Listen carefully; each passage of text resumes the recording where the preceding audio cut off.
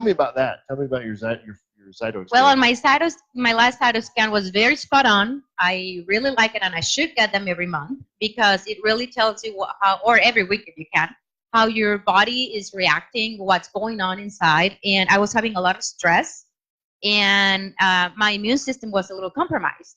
So it told me to take leaves, cough drops, to take what was it, oregano, also, which is really good for the immune system, tranquil roll-on for all the stress I was having, and the Ninja, which I take daily. But at that time, I was running low, so I was skipping some days. So it's like, oh, reminding me. So it is amazing to have, your cytoscan, because also our skin, again, being the largest organ, it reflects everything that's going on.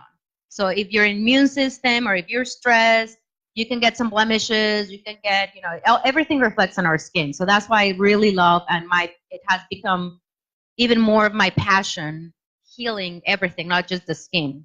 Right. Yes.